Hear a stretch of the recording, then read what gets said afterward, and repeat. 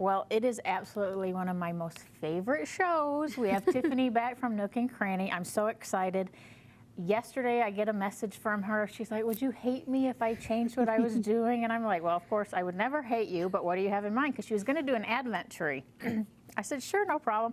She said, hold on a minute. Let me show you what. And she sent me a picture of this. And I teared up. Is that ridiculous? I love it. I think it's fabulous. Oh, look how cute.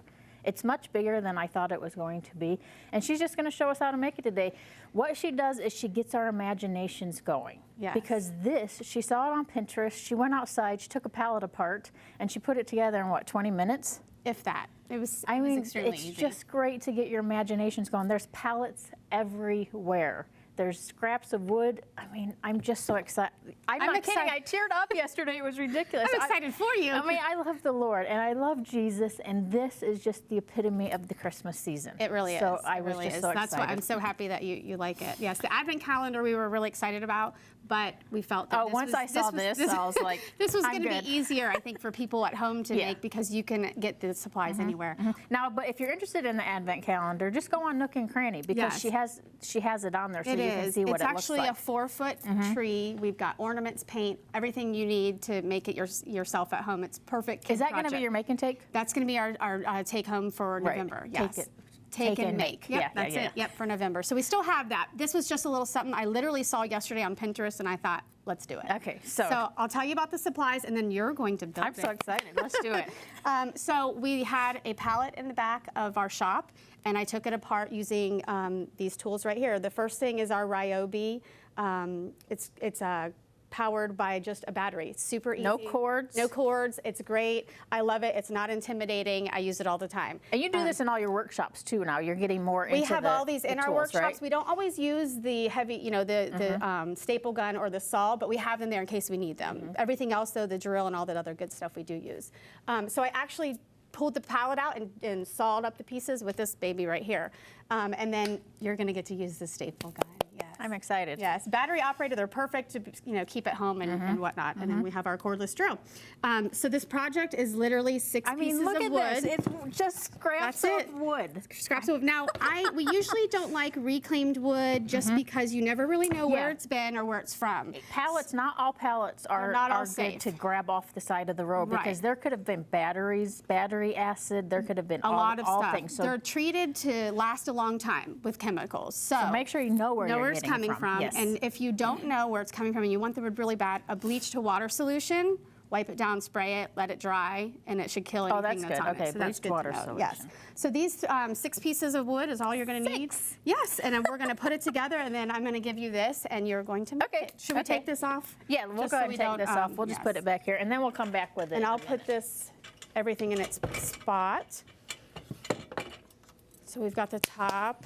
Okay, so we have just one big piece of wood, and then we have two side pieces that are going to be our panels on the side, and then our 2 roof pieces. And we're just going to crisscross these. We're going to build it backwards so that you can staple it from the back and then sit it right up. So and then of course we have the miniature. So there we go is our top. We're going to crisscross those pieces. And then I like to lay it out here to see it first, and then start doing our stapling after that. So I'll lay it out for you, and then you're going to get to do it all. Okie dokie. This is just fun. And a little tip, when you're using one of these staple guns, make sure your staples aren't so long that they'll go through and staple into your work surface. We certainly wouldn't do that here. That would be entertaining. So we have it figured out. Okay, so basically, I showed you how to use this before we got started, so you won't hurt yourself or any of us. Battery-operated staple gun. How much fun. Okay, so 6 pieces of wood just laid out. That's it. And we're just going to staple it from the back so that the staples don't show, but sometimes if you go from the front, they add a little bit of character. Right. Okay. And I would do, I would probably do like 4 in that area just to make sure it's nice. There we go. This is going to be me all day today. You guys are going to be hearing this from upstairs. Okay, I have to have one of these Ryobi. Isn't it wonderful? Oh my God. It's so empowering. How much fun. I know. Okay, so now our top pieces are in place, and you're going to do, we'll do these 2, and then that way we can move it down and you can reach it. Okay. How's that sound, bud? No. Oh my gosh, how easy and how much fun. It really is. And the best thing is at the end, you have made it. I mean, that's what our workshops are all about. You could get your older children involved in this. And if you don't have one of these tools, hammer and nails, old school, you can use that too. It doesn't take a lot of money to make something. Come on, this is fun.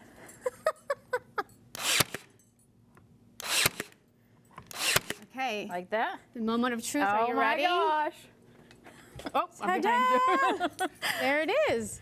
So now the last little detail that we added was a star at the top, and we have metal rusty stars that we get at a craft store. You can get these at any craft store, and you don't even have to use metal. You can use wood, you can paint it, whatever you'd like. Your kids could make stars for it. They could make stars and paint it and put it on the top. And you could varnish this. I mean, you could go a million If you wanted to paint ways. over the, we like it kind of rustic like this, but if you wanted to rustic. paint it any color, you could. So you're just going to put a nail right in at the top, and we have these little cute little hammers in our workshop, and just put I'm not going to trust your fingers there. Yes, I'm going to pull my fingers away real quick. I don't want to injure you. And you don't want to go all the way in because we want the star to kind of hang on it.